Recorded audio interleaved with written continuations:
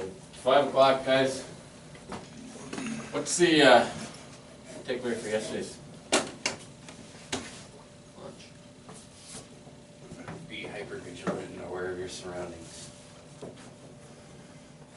How do we do that? Pay extra attention, take a little extra time. Okay.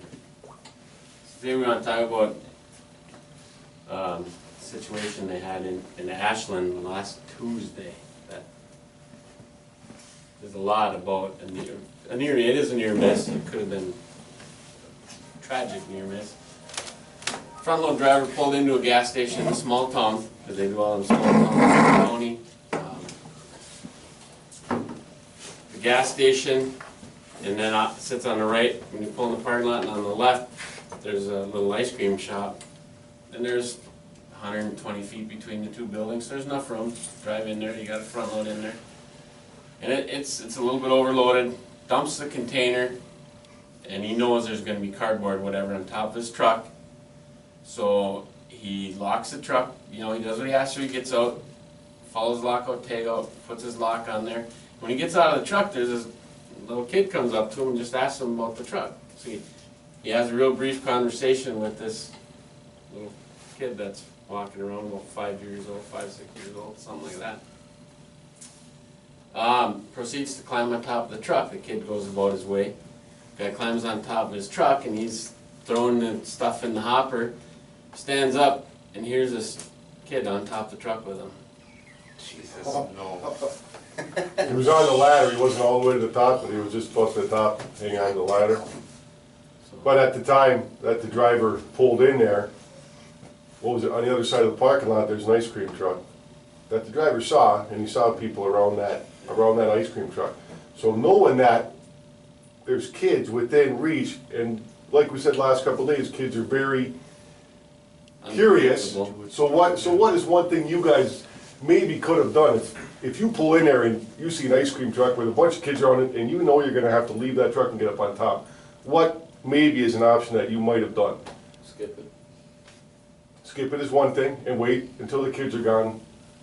And one takeaway that the driver did have in Ashland, he goes, I should have just sat there, maybe taken my break, or just sat there until they left. Tell the kid to go back to his mom too. I mean, Right. sometimes you almost have to be rude about it, because I go into this Bible camp every Tuesday, and these people don't do anything. The kids run right alongside the truck. It's like, what do you do? We can't go back for it. I mean, Right. you know, it's Superior Townhomes over in Superior. Yeah. I sent a kid home crying. well, it's I just I you gotta literally, yell at I them, got, get away from the I, truck. I was, I mean, But to be honest, would you rather have me come talk to you about some excessive idle time at a stop, or a death of a kid that climbed on your truck? I mean, you gotta look at it that way, and that's exactly the way the Ashland driver took it.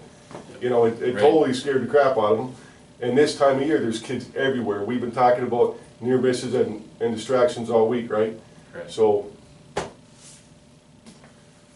what is, for you guys, what's the biggest takeaway if you see any sort of distraction and you're gonna have to leave maybe the controls of that truck, or, you know,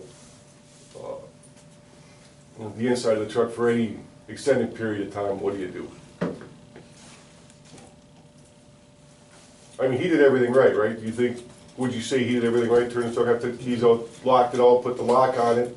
Yeah. You know, so nobody could have taken that truck and driven it away. But knowing what was on site and knowing how young kids are, You pretty much have to do a walk around every time before you get back in.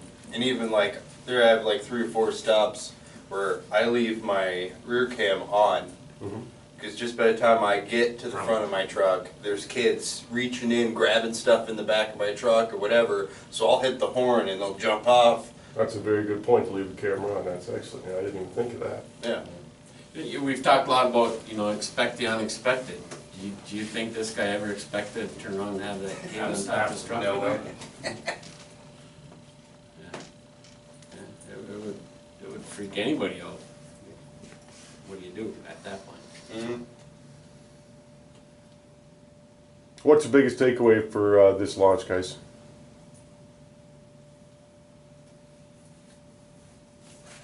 Pretty much the same as we talked about all week, and maybe even last week. be aware of your surroundings, keep your eye on people out there and, you know, always keep looking around, you know. Focus and always reset. How do you reset there? Do your 360 on your vehicle. Just take that extra few minutes just to know what's around you. Good point. Alright guys, let's have a safe day.